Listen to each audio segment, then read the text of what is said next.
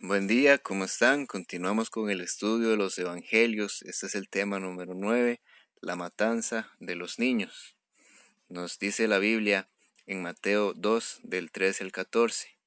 Después que partieron ellos, he aquí un ángel del Señor apareció en sueños a José y dijo: Levántate y toma al niño y a su madre, y huye a Egipto y permanece allá hasta que yo te diga, porque acontecerá que Herodes buscará al niño para matarlo. Y él, despertando, tomó de noche al niño y a su madre y se fue a Egipto. Y nos continúa diciendo del 15 al 17, y estuvo allá hasta la muerte de Herodes, para que se cumpliese lo que dijo el Señor por medio del profeta, cuando dijo: De Egipto llamé a mi hijo. Entonces Herodes, cuando se vio burlado por los magos, se enojó mucho, y mandó a matar a todos los niños menores de 2 años que había en Belén y en todos sus alrededores, conforme al tiempo que había inquirido de los magos. Entonces se cumplió lo que fue dicho por el profeta Jeremías, cuando dijo. Y bueno, este pasaje que está citado aquí, donde dice: De Egipto llamé a mi hijo, está escrito en Oseas 11:1. Y ahora vamos a poder entender un poco más lo que nos muestra la palabra acerca de esa situación que se nos muestra.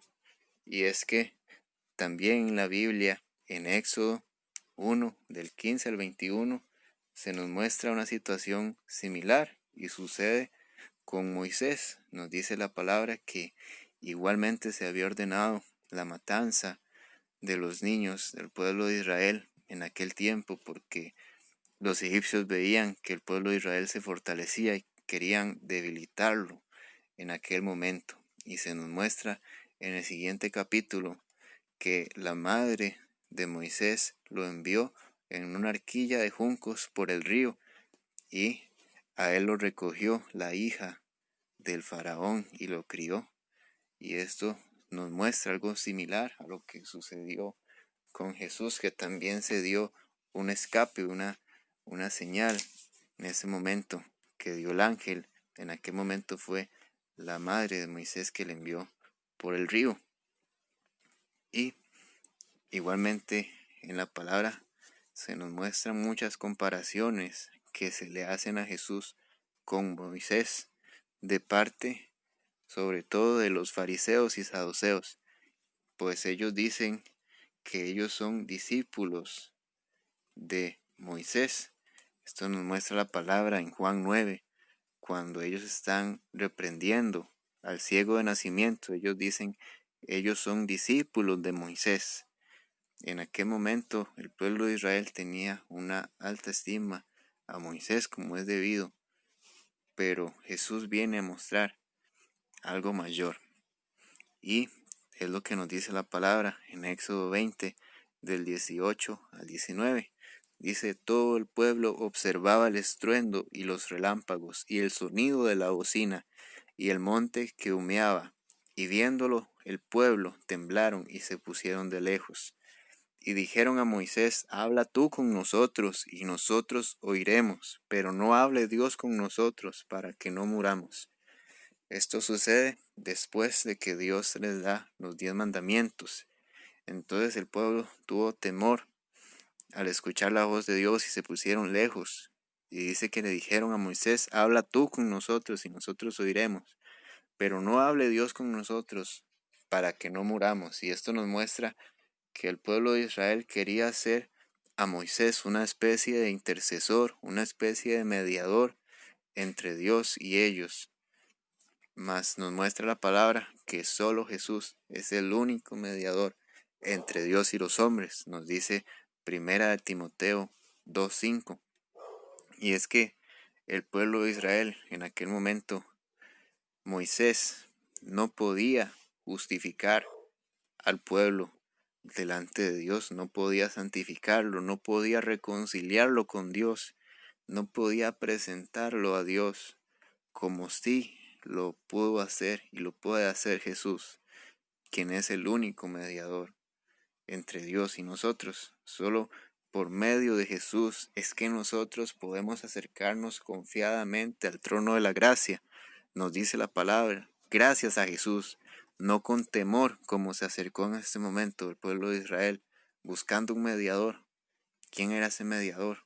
Cristo Jesús es ese mediador.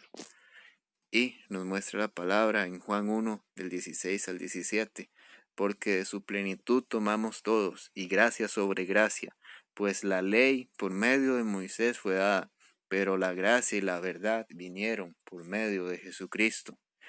Y aquí podemos ver cómo los fariseos, los maestros de la ley, decían ser discípulos de Moisés, y ellos rebatían y rechazaban a Jesús porque no entendían, no sabían y no querían saber que Jesús vino a traer la gracia y la verdad por medio de Jesucristo.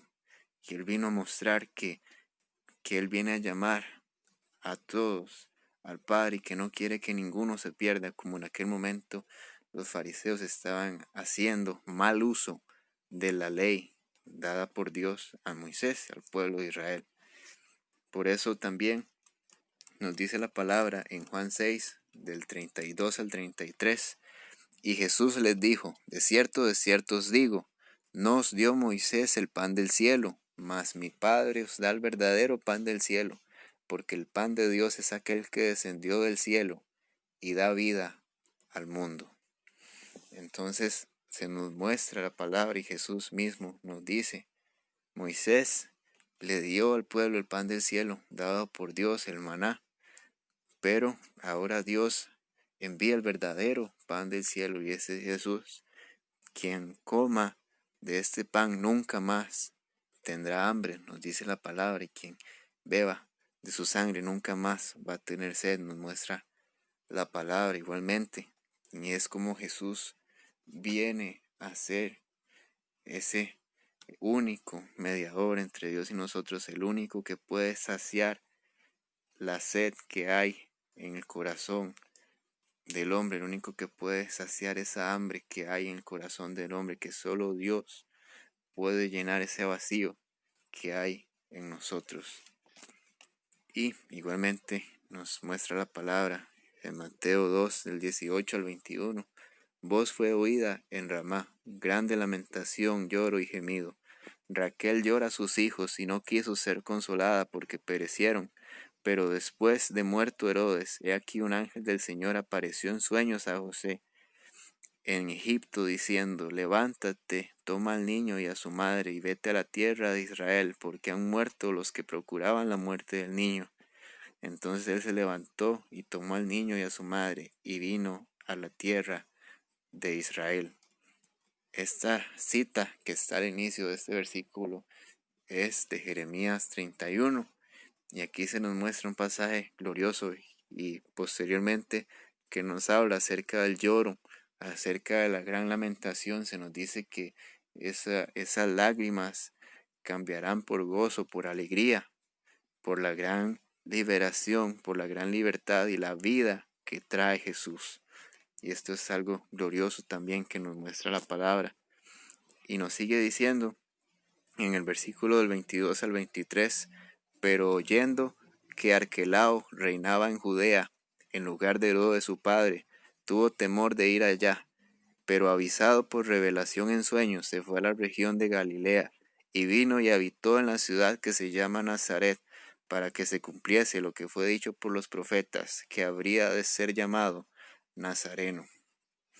Y bueno, esto que se nos muestra, que se nos dice, que se cumpliese, que había de ser llamado Nazareno, está en Isaías 11, del 1 al 2, que dice la palabra, saldrá una vara del tronco de Isaí, y un vástago retoñará de sus raíces, y reposará sobre él el espíritu de Jehová, espíritu de sabiduría y de inteligencia, espíritu de consejo y poder, espíritu de conocimiento y de temor de Jehová.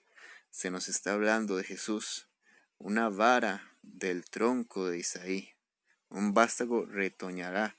Aquí se nos muestra como que va a nacer algo muy especial en algo que está muy caído. Y es lo que sucede en aquel momento. El pueblo de Nazaret tenía una muy mala reputación. Se mostraba como un lugar importante, pero que había perdido su gloria, que estaba de cierta forma, se veía como un pueblo humillado. Y nos dice la palabra en Juan 1:46 que se dijo, de Nazaret puede salir algo bueno. Y cada vez que a Jesús sus enemigos le llamaban Jesús de Nazaret, era en forma despectiva, porque este pueblo que Dios escogió y que Dios escogió que Jesús fuera llamado Nazareno, era un pueblo despreciado, pero Dios mostró que lo vil y menospreciado de este mundo él usa para glorificarse en gran manera, y pudo cerrar la boca de todos aquellos que acusaban y decían que Nazaret era un pueblo pequeño, porque Dios toma lo que no es para avergonzar a lo que es, como nos muestra la palabra. Igualmente en muchas enseñanzas en estos pasajes se nos muestra acerca de la hostilidad del corazón humano hacia Dios, reflejado en Herodes, como él quiso destruir, quiso alejar a ese rey que venía de cierta forma a tomar su lugar. Y es lo que nosotros hacemos muchas veces cuando se nos habla acerca del Evangelio, acerca de Jesús. Rechazamos, el hombre carnal rechaza de toda forma la palabra de Dios porque quiere seguir reinando, quiere seguir en sus pensamientos, en sus deseos inmundos, sus pasiones, y quiere seguir perdiéndose. No quiere recibir a Jesús hasta que el Espíritu Santo trabaja en ese corazón, en esa vida, y la cambia y la transforma. Igualmente se nos muestra cómo Jesús fue a Egipto y salió de Egipto fortalecido, salió de Egipto cumpliendo su tarea, su misión, no como le sucedió al pueblo de Israel, que fue a Egipto y pudo salir de Egipto, pero Egipto no salió de ellos, sino que continuaron en el pecado, continuaron en las costumbres, continuaron en la esclavitud del pecado. Jesús vino a traer esa libertad. Si Él nos libertare, seremos verdaderamente libres. Bendito sea Dios. Y bueno, cada semana, si Dios quiere, habrá un nuevo mensaje bíblico y un poema cristiano. Suscríbete, deja tu like y comparte el video si te gustó. Dios te bendiga.